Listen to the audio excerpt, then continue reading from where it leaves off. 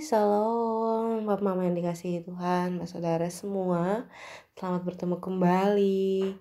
Hari ini kita akan membaca serta merenungkan firman Tuhan yang terambil dari kitab Kejadian pasal 11 ayat 1 hingga ayatnya yang ke-9. Namun sebelum itu, mari kita semua satu hati di dalam doa. Kita berdoa. Bapa di dalam surga, Bapa yang kami sembah lewat anak-Mu Yesus Kristus, puji dan syukur kami haturkan dalam hadirat Bapa, sebab Tuhan senantiasa baik dalam kehidupan kami. Kami boleh menikmati hari ini dengan penuh rasa syukur kepada Tuhan. Pada saat ini Tuhan, kami akan membaca, mendengar, dan merenungkan akan firman Tuhan. Tuhan memberkati kami, berikan kami hikmat kepintaran, agar kami dapat mengerti dan dapat melakukan dalam kehidupan kami dan menjadi berkat dimanapun kami berada. Mengampuni salah dan dosa kami Tuhan. Di dalam anak-Mu Yesus Kristus kami telah datang dan berdoa. Amin. Bapak Mama yang dikasihi Tuhan, pembacaan kita terambil dari kitab Kejadian pasal 11 ayat 1 hingga ayatnya yang ke-9. Di bawah perikop Menara Babel. Adapun seluruh bumi satu bahasanya dan satu logatnya. Maka berangkatlah mereka ke sebelah timur dan menjumpai tanah datar di tanah Sinear. Lalu menetaplah mereka di sana. Mereka berkata seorang kepada yang lain, marilah kita membuat batu bata dan membakarnya baik-baik. Lalu bata itulah dipakai mereka sebagai batu dan tergala-gala sebagai tanah liat. Juga kata mereka, marilah kita dirikan bagi kita sebuah kota dengan sebuah menara yang puncaknya sampai ke langit. Dan marilah kita cari nama supaya kita jangan terserak ke seluruh bumi. Lalu turunlah Tuhan untuk melihat kota dan menara yang didirikan oleh anak-anak manusia itu. Dan ia berfirman, mereka ini satu bangsa dengan satu bahasa untuk semuanya. Ini barulah permulaan usaha mereka. Mulai dari sekarang apapun juga yang mereka rencanakan, tidak ada yang tidak akan dapat terlaksana. Baiklah kita turun dan mengacau balaukan di sana bahasa mereka, sehingga mereka tidak mengerti lagi bahasa masing-masing.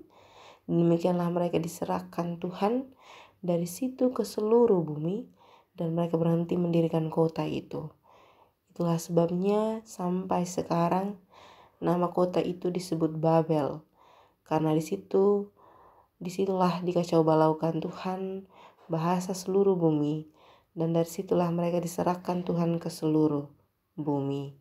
Demikian jauh akan firman Tuhan yang dikatakan berbahagia setiap kita yang tidak hanya membaca, mendengar, tetapi mau melakukan dalam kehidupan kita hari lepas hari.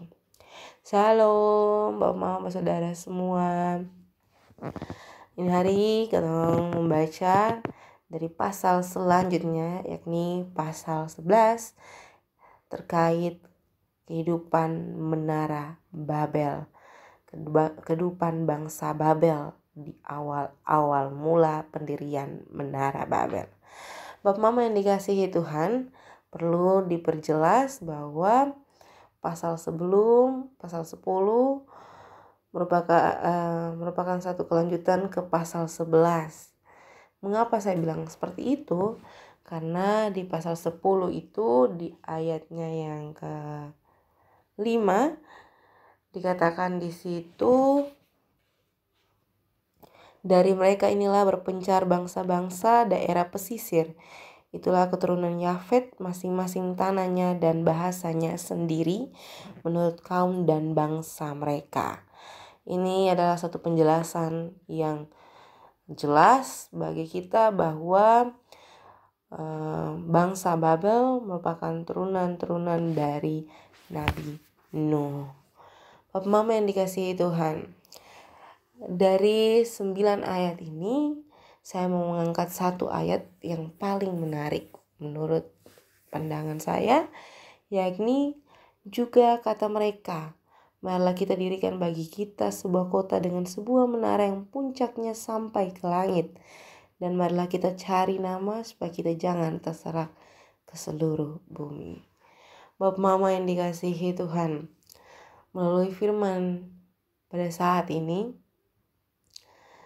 kita dengan secara gamblang dapat mengetahui bagaimana apa yang menjadi dosa terbesar manusia pada masa itu, yakni ingin menunjukkan diri lebih dari Tuhan Allah, lebih dari Sang Pencipta, lebih dari Allah kita.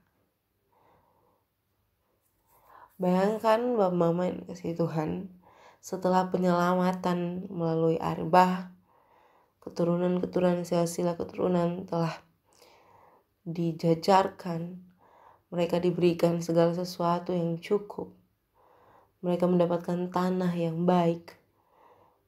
Tetapi dengan semuanya itu, kita menjadi orang yang paling ego. Kita menjadi orang yang mau terkemuka, lebih terangkat, lebih diakui. Permasalahan ini bukan ada saat pembangunan Menara Babel saja, bahkan sampai detik ini. Bapak Mama yang dikasihi Tuhan, berbicara dengan soal mencari nama, soal ingin diakui, saya rasa kita semua membutuhkan pengakuan dari orang lain. Kita semua ingin diakui oleh orang lain. Kita semua ingin melakukan sesuatu dan ingin mendapatkan apresiasi yang sering kita katakan bahwa sebagai bentuk penghargaan, sebagai bentuk apresiasi, sebagai bentuk validasi terhadap orang-orang yang melakukan pekerjaan, atau sebagai bentuk validasi untuk mengakui secara mental, secara psikis bahwa orang itu mampu melakukannya dan mentalnya membentuk dirinya menjadi yang lebih baik lagi. Hal-hal terkait ini bukanlah sesuatu yang mengandung negatif, tetapi positif. Ada dia punya positif, ada dia punya negatif. Kenapa saya mengatakan seperti itu? Melihat dari pembacaan kita pada saat ini, kalau dengan tujuan kita mendapatkan suatu validasi untuk diri kita sendiri, untuk nama kita sendiri, kita akan terus bermegah atas ketumpung diri tanpa menyadari bahwa ketong ada karena Tuhan. Segala sesuatu terjadi karena Tuhan. Tuhan memberikan kita hikmat, kepintaran, akal budi, kesehatan, berkat untuk dapat melakukan hal-hal yang ketong butuhkan, yang dianggap pantas untuk dihargai, yang dianggap pantas untuk mendapatkan pengakuan dari orang lain. Tetapi terkadang dengan persembunyian bahasa bahwa ketong butuh dihargai, ketong butuh validasi dari orang lain, ketong akhirnya bermegah atas diri ketong sendiri. Karena saking dipuji bahwa ketong bisa segala hal, saking diagung-agungkan, saking dihargai, ketong semakin tidak menyadari bahwa ketong ada di tempat yang sudah sampai titik di mana ketong menyamakan ketumpung diri dengan Tuhan. Bapak Mama yang dikasihi Tuhan, terlihat sangat sepele hal-hal seperti ini, tentang pengakuan, tentang penghargaan. Itu sangat sepele bagi orang-orang. Tetapi sebenarnya hal itu sangat berpengaruh terhadap psikis mental kita. Ketong sangat senang diakui.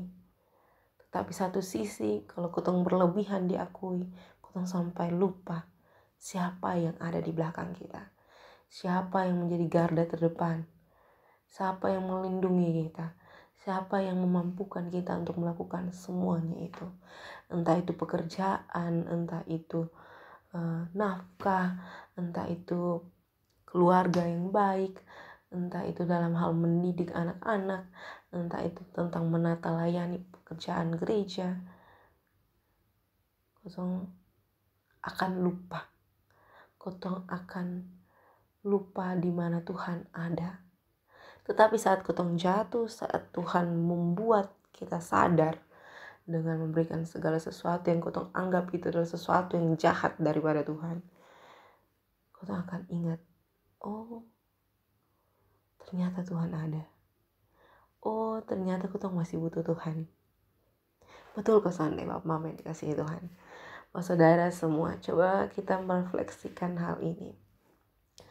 Membangun menara Babel seperti kita membangun menara ego kita, menara keangkuhan kita yang bersembunyi dalam kata validasi, yang bersembunyi dalam kata menghargai, yang bersembunyi dalam kata penghargaan terhadap diri, membutuhkan penghargaan terhadap diri. Kotong harus mengingat bahwa segala sesuatu yang ada di muka bumi ini, yang masih ada di bawah langit ini adalah atas seizin Tuhan. Bahkan kotong saat ini diizinkan untuk mendengarkan firman Tuhan, diizinkan berkarya bersama-sama Tuhan melalui pekerjaan, keluarga, pelayanan. Itu semua atas campur tangan Tuhan. Tidak ada satupun yang menjadi baik, tidak ada satupun yang menjadi lancar tanpa campur tangan Tuhan. Tuhan membuat berseraklah, kacau balau lah bangsa Babel itu untuk menyadarkan bangsa Babel bahwa ada Tuhan. Tuhan mau mengingatkan bahwa dialah Tuhan di atas segala Tuhan. Dia adalah seorang pencipta.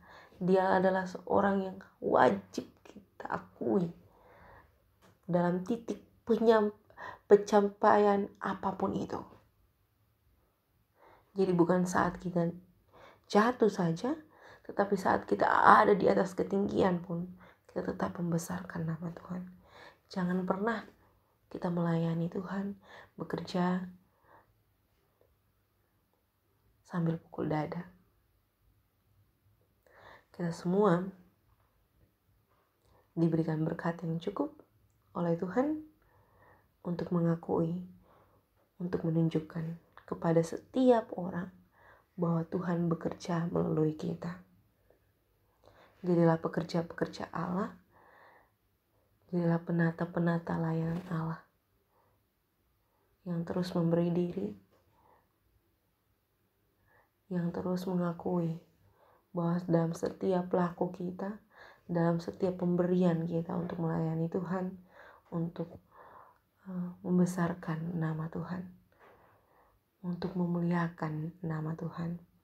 Biarlah dimanapun kita berada, kita memancarkan kasih Kristus dan menunjukkan bahwa damai sejahtera Allah, bahwa nama Allah terus kita puji dan kita permuliakan. Selamat berefleksi Bapak Mama semua, Bapak Saudara yang kasih Tuhan.